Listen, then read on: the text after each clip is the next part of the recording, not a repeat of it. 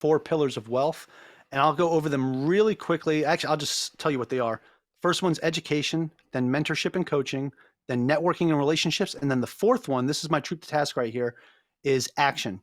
Mike Cavaggioni, welcome to the Real Estate from the Foxhole. It's good to have you here. We're very excited to have you. Before we get started, I want to make sure people know who you are. Give us some context to who you are, what you do, and why you're so great. Man, that's a loaded question, but I appreciate that. Thank you so much for having me on, man. This is awesome. Your podcast is awesome, and so far I can tell you're a fantastic host just from the conversation we had before we got started. But I'm originally from Long Island, New York. I joined Okay. the Navy when I was 17 years old. Had my parents sign that waiver for me, and did the delayed entry program for just about a year before I shipped out. I had just joined the delayed entry program like a month before September 11th, right? So that was very impactful on my decision to, make sure that I finished everything up and made it into the Navy. I actually tried to drop out of high school and leave early, but my recruiter highly recommended that I don't do that. So I didn't. I finished up my time, right? But yeah, I served 20 years. I just retired this past December. It was a good ride. I was enlisted for 9.5 years, and then I commissioned as a limited duty officer and finished up my time. And throughout my time, like as I was getting closer to the end, I said, my retirement's not going to be enough. I got to figure something else out because I don't want to work for the government when I retire. So I started looking at different ways to build income. And I had already started a blog talking about my journey to beating debt, right? Because I had a very large amount of consumer debt, credit cards, personal loans, all that good stuff. Right. Um, and I started this blog sharing how I basically beat that and saved up $40,000 when we moved to Hawaii. So we were able to buy another home out here. And after doing the blog for a little while, I had a buddy of mine approach me who had started his own podcast, and he said, "Hey, Mike, you should talk about this stuff on a podcast." Right. And at the time, I had just started getting back into real estate investing. And I'll get back to the point of when I was an accidental landlord, got out of real estate investing for many years, and then got back to this point. But anyway, I had started investing in real estate again. I was going to meetups out here, and my buddy approached me, told me to start a podcast and start talking about it. So I said, "Yeah, okay, fine." Twist my arm. Um, I wanted to wait till I got out of the Navy, but he talked me into doing it while I was still in, which was very difficult at first because, I mean, as you know, this takes some time, right? When you have a podcast and putting it all together. But lo and behold, I started the podcast. It didn't take off at first, but after about 6 months, and I learned how to properly outsource certain things, it started to take off and it became more popular, more people were listening. And I started building up my network with not only the guests that I had on, but also different listeners that were reaching out to me. I got my real estate license when I was getting close to getting out because I was like, hey, while I'm in this real estate business, I want to learn as much as I can about it. So I got my license and said, I'm going to do referrals on the side for a little bit of a side income. I started getting clients that way too through the podcast. And I was like, okay, that's pretty cool. Like I was getting a couple referrals, and that's the easiest money I ever made, right? All I had to do was give a name to another agent. If they got them closed, I got a check. That's pretty cool. So as I'm going through this whole process, I'm like, okay, and I bought a duplex back in Chesapeake, Virginia, and things were going okay. But I closed on that property February of 2020. And we all know what happened the very next month. The world ended. Military had a travel ban. I couldn't even go back to look at this place. I did everything sight unseen, right? And I was thinking to myself, maybe somebody's trying to give me a sign that real estate's not for me, but I'm just going to stick it out. I stuck it out, kept going to real estate meetups, kept meeting people, kept having people on my podcast. I Right. started learning about multifamily real estate, right? Okay. And while I was learning about that, I wound up, I decided at that point, after I had learned enough and said that this is, I think this would be a better route for me, especially the passive side of it, because being full-time active duty in the Navy was very difficult to manage everything, the property, the podcast, and then of course my day job, right? Right. So I started looking to multifamily as a limited partner to be passive. And once I learned enough about it, I said, okay, let's do it. I wound up selling the duplex, pulling some of that money out and getting into my first syndication. And then I also wound up pulling money out of my thrift savings plan when they did that COVID thing where you were pull money out without penalty. I put that into another syndication. And then I took a HELOC on my house and put that into another syndication. So I wound up going, from just having the 2 units with the duplex to 190 units as a limited partner in a matter of a couple months, which was really cool.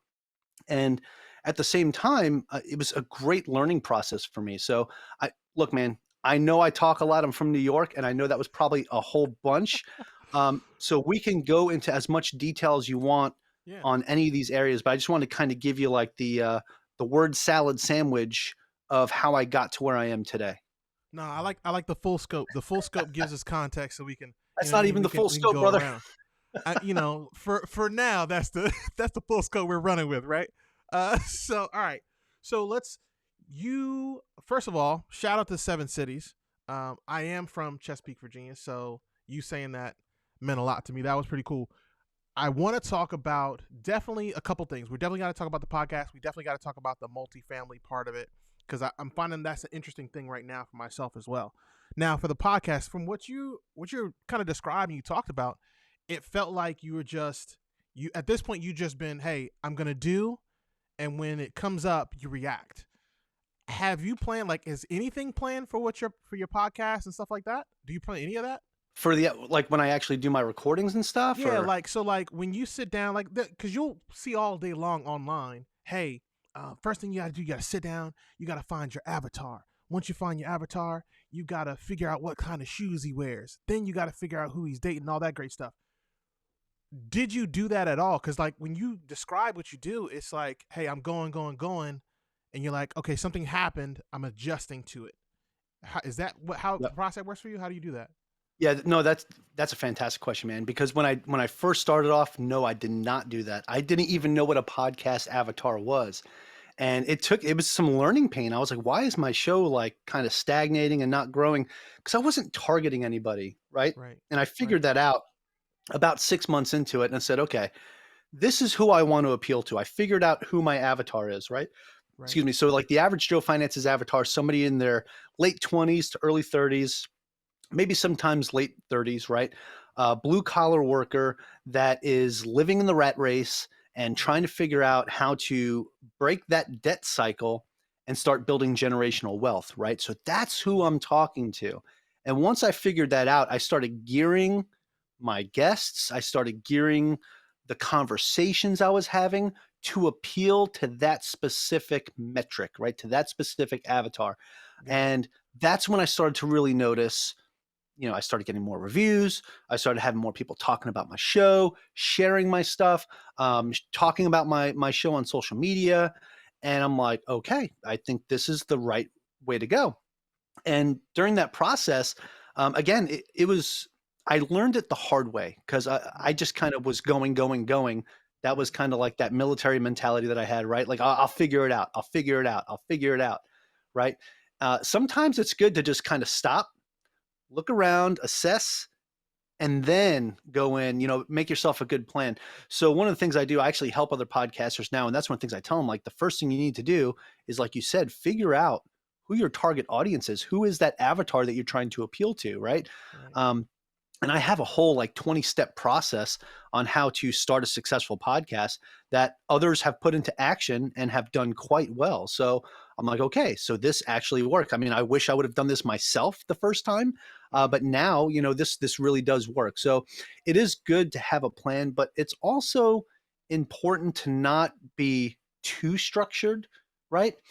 Because when I started getting to the point where I realized, okay, I need to figure out how to appeal to my base, I was also trying to make sure I was gearing specific questions and making sure that I was asking like every guest that comes on the show these specific questions. And right. by doing that, it almost started to feel like an interrogation and not a conversation, Felt right? I think robotic. we kind of talked about that, off camera a little bit, Mm-hmm. because you like to do it the way I like to do it, man. This is a conversation and it's fun. We have a good time. We're chatting and it's entertaining, right? But there are a lot of podcasts out there that are just, it sounds like the Clear Eyes commercials. I don't know if you remember from when you were a kid, the Clear Eyes commercial. You sound like Yes, that guy, right? And yes, it's, that guy's rough. man, that could turn people off, right? Right, So absolutely. I like to keep the energy going. I like to keep it appealing and fun, right? So what I do now is I just have like the different topics we're going to discuss. and I let my guests kind of drive the conversation, and I take notes while they're going. And if there's something specific that they say I want to come back to, I'll come back to it. Right. I don't like to, drive the conversation in one particular direction. I want my guest to be comfortable as well, because my guest is comfortable. The conversation flows a lot more freely, Right. and the episode itself is a lot more entertaining for the Got listeners. it. Got it. So you said you mentioned something that I thought was interesting that I'm curious about. You said not too structured. What do you feel like, and is it, maybe it's a personal thing? What does too structured look like to you, in your opinion? Oh man, so I'll tell you. So I used to have this like Word document that had the whole layout of the podcast, right? It was like, Okay. here's the opening, here's the questions I'm going to ask in this order. Depending on their response, it'll go to this question, Right. and if not, it'll go to this question. Like just like this whole Super like rigid. yeah, just like this whole soup sandwich that I had on my screen that I was staring at. Now I'm like, man, I don't do that. I have them fill out an intake form. I'm like, hey, what are some things you want to talk about? Mm-hmm. So I get the topics from them, and I even offer them, hey, if are there any like softball questions in particular that you would like me to ask you that's your particular specialty? Send them to me, and I'll try to work them into the conversation. So if they send me any questions, I'll add that in with the topics. And as we're talking, if the opportunity presents itself, I will Right. funnel in one of those questions, right? But again, I don't like to keep it like this structured way that it has to be. I know that basically after we've been talking for about 30 plus minutes, I transition it to what I call the final round. And that's the only real structure I have, Right. because that's when I ask them the same four questions that I ask everybody that comes on my show. And since I've switched it to this way, I've found like a lot more, at least my stats show a lot more retention, past the 20, 30-minute mark, because a lot of times, people listen to the podcast on a commute. They'll listen to the first half on the way to work, and Right. sometimes on their way home, they might listen to the rest of it, or they might forget about it. I like to think that now my conversations have become more interesting, that they know that when they drive home from work, they want to listen to the second half of that podcast episode, right? Right. Otherwise, there's no point in having episodes over 20 minutes, right? So you want to keep it interesting if it's going to be over 20 minutes. Oh, oh shit! Broke my broke my handle on my seat. My bad. That's What the all hell? good, man. Don't What's fall. going Don't fall. on? That messed me up. Um, okay, so that's definitely something we are gonna have to talk offline about. That's something. Yeah, that's something we're gonna have to talk about. Um, man, that really threw me off just now. Jesus. Anyway, all right. So with all the stuff that you do, right? Even with the structure, not having a structure, how do you find your way to be authentic to you? Like what did you change and kind of alter with when you started versus where you are now for the podcast? Because I think that's something I think we all struggle with in all aspects of life, not just podcasting and real estate and whatever, particularly in this content world. You got pictures of people using a toilet seat to take pictures to look like they're on a plane. Like nobody wants to be that guy. You know what I mean? What what did you do to figure that out, to make sure you are staying authentic to yourself? How'd you do that? I love that question, man. And honestly, for me, I think I learned how to be a great conversationalist, right? Right. And a good listener, because I think that's probably the most important skill you can have in any industry whatsoever, is being a good listener, right? Right. That saying that you always hear, oh, we're given two ears and one mouth so we could listen, twice as much as we speak. Right. And that's true, right? You should put your listening ears on, and I like to really listen to my guest story, and the third piece of that was be a good note taker. So I sit here and I take notes while they're talking, and it helps me kind of drive the catalyst of the conversation. But Mhm. really, they're in the driver's seat, right? And I just kind of give them like, actually, I'll give you like a Navy um, metaphor here, right? So All right. I'm Army, basically, so take it slow. they're You on gotta the go slow. helm I'm an they're Army. on You the gotta take it helm, right? slow. They're Got it. steering the ship, Okay. and I'm the conning officer, and I'm just kind of giving them rudder orders. Like we're just going to change up a little bit here, change up a little bit there. So they're driving, but I'm kind of steering the conversation, right? Right. Right. That's one of the things you can do if you're a really good active listener and good conversationalist. Okay, that makes sense. I find that I use that actually rudder example a lot with some of the other people who I talk to when it comes to podcasting and YouTube. and they're always like, Yeah, hey, small I don't course know where I'm corrections, going. man. That's it. Right, right. And it's a lot of the time some just call me and they'll even say, hey, I just feel rudderless. Hey man, I know exactly how you feel because I'm there every now and then. So that makes sense. Now, with what you've done with the podcast, have you at all transferred that into like the YouTubes and the Instagrams and all that, or is it how's Oh that yeah. process been for you? Yeah, absolutely. So when I have my podcast episode come out, the Mm, full video also comes out on YouTube as well. And I also break up the content into smaller bite-sized pieces to go on TikTok and Instagram Reels nice. and all that. And actually, I don't do that. My VA does, right? She takes care of all that, uploads everything for me. I mean, I I'm not even really posting the stuff on social media myself. It's actually my VA doing it. The only thing I'm actually posting is the TikToks because she can schedule it on there, and then I go in and I post it Good for you. because if she posts it, she's in the Philippines. It shadow bans me, Kicks right? back. So we found this out in the past when we first started this off, and she was actually posting for me, and all of a sudden I'm like, how'd I go from getting a couple hundred views on this to, you know, 2 to 10? Like, what's going on here? I found out I was being shadow banned because it's like, hey, TikTok sees your IP address was here on Oahu, Hawaii, and then an hour later you posted from Manila, Philippines. What's up with Right, that? right. So yeah, you got to be careful with things like that. But we found workarounds, right? We use this program now called Postly, Mm, and she can actually schedule everything on that, and it will send it to TikTok. I just have to go into TikTok and click post. It'll okay, save it on there. I load it, I post it, and that's all I do. So, okay. but yeah, Now you got to you break it up into short form content for sure. yeah, I mean, absolutely. Because right now, with the world we're in, everything is Jesus short. Like I'm not, and I'm even I'm a victim of it. Like you go on the reels, you go on to the Facebook reel shorts or whatever they're called now. YouTube's got shorts. Everybody got shorts, which is cool, but also very annoying when you're trying to hold retention longer than 5 seconds. I'm Um, wearing shorts. nice. uh, you talked earlier when we were talking about the what the podcast has done and where it's going and where you're headed to now, and some of the stuff that it's done for you. What did you already have all those systems in place for it to help you transition all that stuff to the real estate side of the house? Because that's from what I understand and what I understand, my thought process is that's a huge piece when it comes to the long game, if you will. Yeah, God, no, man. No, I did not. I did not have any type of structure in place. This was all like a journey and finding it out as I Right, go, which right. is why, as I figured this out, I'm like, I want to help other podcasters do this as well. So that's actually one of the things I do. As I actually coach some other podcasters on how to do this. Me and another buddy of mine who's a fantastic podcast coach actually facilitate a mastermind strictly geared towards helping podcasters monetize and grow their show. And so far, we've had great success. Everyone that's been in the mastermind has either monetized or grown their shows significantly, right? Which has been Wow. awesome. And it's for me, it was more of a like, what can I do to give back, type deal. That's what I Mm, really enjoy about it because I was like, okay, I kind of figured this out. How can I help other people do this as well?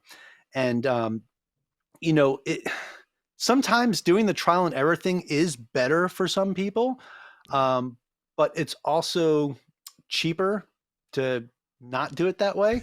Sometimes, I got my first VA and spent way too much money on them, and Right. they were not the greatest. As a matter of fact, they made my life even more stressful, right? And Mm, so I took that and I learned from that significantly. And I reached out to some other real estate investors that also have podcasts that I know that use VAs and have done so successfully. And I reached out to them and said, hey guys, how did you find the right VA? Right. So it's all about, you know, who can you go to in your network that can actually add value and help you with certain things? And I got to tell you, both of them gave me the same answer. And I'm like, this is perfect. So I went and did what they told me to do. And I'll tell everybody here right now, I went and found them an Upwork. And what I did is I created the job that mm, said, here's what I'm doing, and this is what I want to do in the future. I'm looking for somebody to grow with me as we do this. And it's going to start off here and eventually get to here. Who wants to, join me and grow with me? And I right. had, like 24 people apply within 3 hours. And I narrowed it down to 5 people, really scrutinized those 5, and then interviewed 4. And out of the 4 that I interviewed, I think the one that I picked was like the 3rd person I interviewed. I wound up going back to her and saying, "Hey, I think you're the perfect person for this. Like, let's do this." And she's been with me now going on almost 2 years, and I've actually pulled her off Upwork now and pay her a monthly salary, and she's been phenomenal. So if you don't know, there's somebody in your network that probably does. And that's why I think the networking piece is really important. And building relationships with people is so important, especially in the podcast world. And I don't think a lot of people really, when they think about the podcasts, they don't think about growing their network with a podcast. and Right. and that's kind of what I focused mine on, is actually using it to grow my network, and it's been pretty significant. Now you use that to grow your network, not just on the podcast and like collabs, but you also did that to, you mentioned earlier, to do it all using for the real estate side of the house, right? Yeah, as a real estate agent, I've gotten clients through it. I did financial coaching, and I got clients through the podcast. So, and that's not even stuff that I counted as monetization from the show itself. Like, Right. the show is monetized; it makes money. Not, not a lot. It's not making a killing, but it makes enough to pay for itself. It makes enough to pay for my VA, right? So that to me is pretty cool. It's like this self-sustaining machine, and all I do now is record the content, upload it to the Google Drive, and my team takes care of it, and that's it. Wow. Okay. And that's exactly where I wanted to be with the podcast. So Right. now my podcast doesn't nearly take up as much time as it used to, and it's more of a fun hobby for me now. Instead of what I felt like it was becoming a chore. Yeah, yeah, I feel you on that. Matter of fact, it's interesting that you mentioned that, particularly the part where you're spending a lot of money.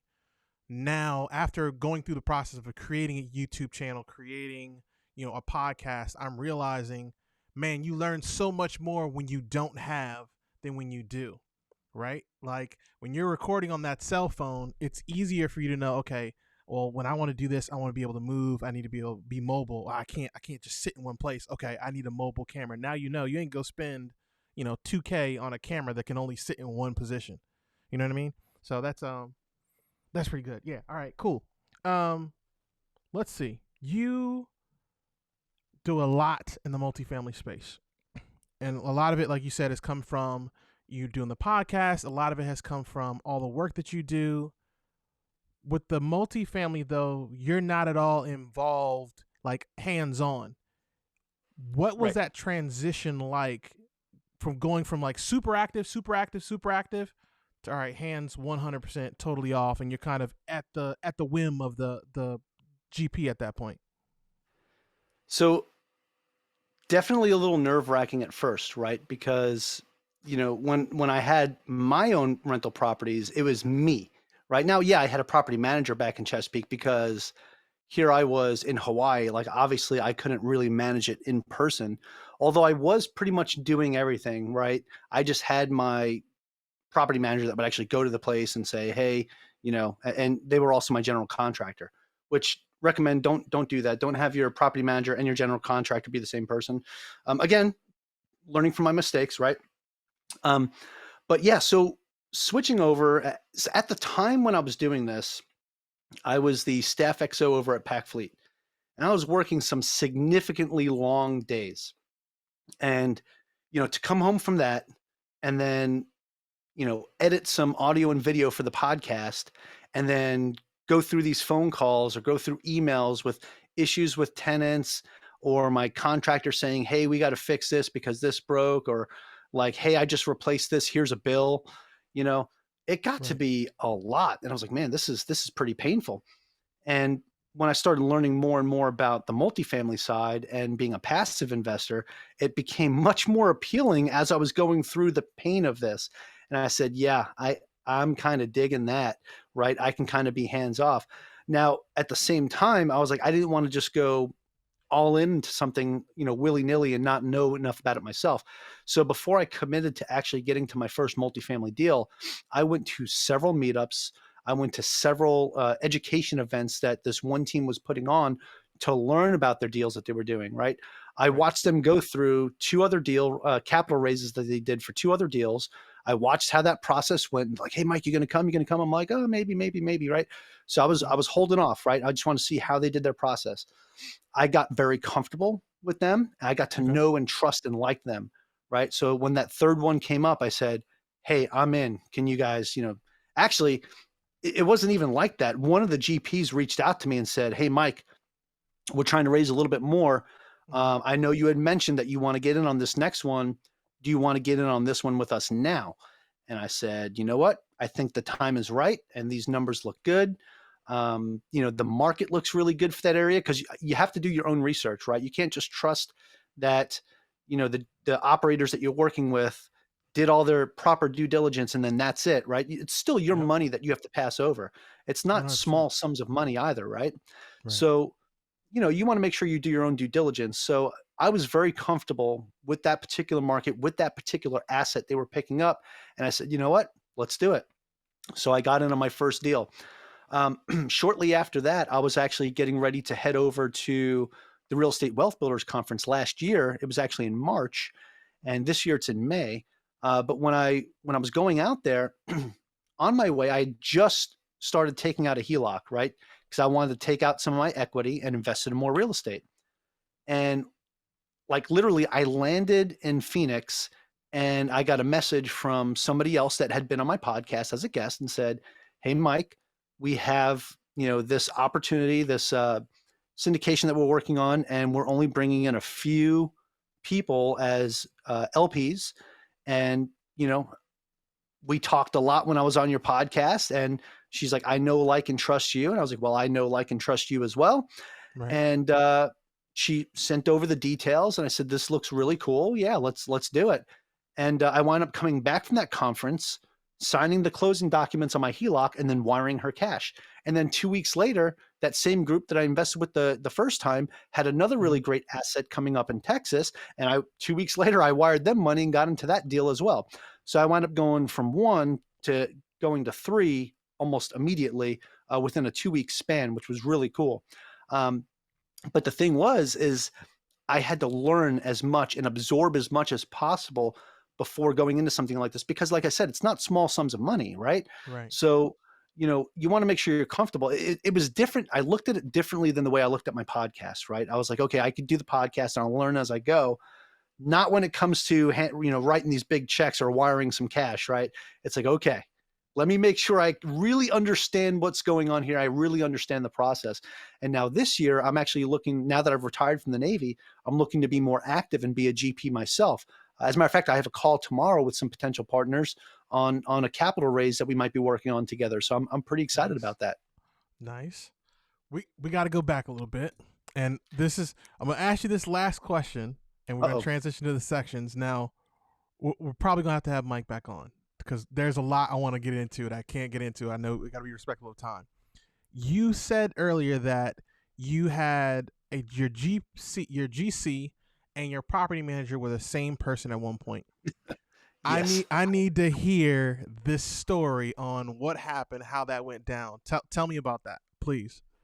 Man, you don't want to hear this story. Okay, anyway. So look, you know those horror stories you hear people say like, oh, getting those phone calls at 2 o'clock in the morning because Right. a toilet broke and stuff like that. Well, look, check this out. I was getting those phone calls at 7 o'clock in the morning on the East Coast, but I'm in Hawaii, so it was 2 o'clock in the morning in Hawaii. But 7 o'clock in the morning, toilet breaks. Hey, Mike, this happened. We need to replace it. Now, I'm getting this phone call from my general contractor, who is AKA my property manager as well. But at the Mhm. same time, I've got my tenant texting me saying, hey, Mr. Mike, we got blah, blah, blah, blah, blah. Right. And I need help with this. And then, oh, by the way, we broke this cabinet too. So we need that replaced. I'm like, what do you mean you broke this cabinet? I was like, so I Bro. tell my property manager, I say, hey, man, I need you to go over there and see what's going on. And again, he was also my general contractor. So he goes in, he's looking through and he's sending me back these estimates for the work that needs to get done. And it's just, I got to say, it's tough having them as the same person because it's very hard for them to separate their duties, right? Right. As the Right. property manager, I was getting phone calls that I shouldn't be getting, right? They should have been going to him, but they're looking at him as the maintenance man because he's the guy that comes in and Mm, does all the work. right. So that's why I don't recommend having them be the same person because your tenants get very confused, right? And then they're going to start hitting you up if they have your information, right? And that's exactly what happened Yeah. to me. So they were hitting me up and I'm like, I'm in the middle of the Pacific Ocean, man. Like I can't I can't There's do nothing I can do anything for to you. help you right Right. now except call my property manager, aka my GC, and say, "Hey, brother, I need some help." You know, Right. and then on top of that, I wasn't the only person he worked for, right? So he had like Oh, 27 other properties. So when yeah. stuff came up, it was like, oh yeah, yeah, it's and I only had one with him, and there was another guy who had like way more than one. So who do you think the priority is, right? The other, yeah, So 100%. I get it. definitely, yeah, definitely recommend you really have a good team in place before you do that, and not use the same person for two different jobs. Nah, I can see how that might be a problem. That's the whole reason like the burr thing has never made it doesn't not that it doesn't make sense to me. I'm just not a fan of it because I think if I'm living in the property and I've got 3 other units rented out, I don't want them coming to me for nothing, right? I want to get the phone call, Right. but I don't want you coming to me. I want the money to come to me. I don't want to have any interaction respectfully to you and all the stuff you're going on because I am a softie. Let me know whatever sad story you got and I'll fall apart, right? So to avoid that altogether, I'm good. I need that separation. So I get it. That makes sense. That makes perfect sense. All right, Mike. Hey, and Let's that's great that you know what your weakness is and how to work that out. That's yeah. fantastic. Yeah, after you get taken advantage of so many times, you're like, all right, well, not doing that again. Uh Yeah, yeah. all right, Mike. So every episode there's one question and only one question that I ask consistently. Every episode. And then after this we'll go into the hot seat, which is our little game show. So that is what is today's troop to task. And for those who are listening and watching who don't understand what a troop to task is, it is a military term, mainly an army term. I'm not sure if they say this in the Navy, but troop to task is any instruction that you give one person to go from point A to point B. Mike, I need you to give the listener and viewer a troop to task on whatever you think is going to get them started in the direction that they need to go. Absolutely. So I usually have this thing that I talk about called the 4 pillars of wealth, and I'll go over them really quickly. Actually, I'll just tell you what they are. First one's education, then mentorship and coaching, then networking and relationships, and then the fourth one, this is my troop to task right here, is action. Take action. These other three don't mean anything if you don't take action. So you could sit here and learn about stuff all day. You can have people mentor you and coach you and tell you what you need to do all day. You can build a fantastic network and have great relationships with other people. How can people get a hold of you and reach out to you to learn more about what you do and what you're doing? Absolutely. So I have my personal website, which is probably the easiest way to find me, MikeCavaggioni.com. I also have a redirect link to make it easier to spell, themikecav.com. And on that page, you can find a button that has all my links. You can find all my social media, all the stuff I'm working on, my projects, what I'm doing in real estate, my podcast. Everything is on that website, including all the podcasts that I've been a guest on. That's on my media page as well. So this will wind up there when it comes out. So again, Oliver, this has been awesome. Thank you so much for having me on. And if anybody wants to reach out, if you're interested in the podcast mastermind or any of that stuff, hit me up. I'll be happy to talk to you about it and let you know what we do. It's absolutely my pleasure to have you on, Mike. Ladies and gentlemen, make sure you go check out Mike on Average Joe Finance. Make sure you check him out on all his channels, all the stuff he's got going on. He's really an impressive dude. He's out here doing a lot of work and a lot of good things. And shoot him a message. Invite him to your D&D game. He wants to play some D&D too. It's important. But remember, you're better than you are, but you're not half as good as Love you're it. gonna be. Now, go punch the rest of the day in the throat. I will see you next time.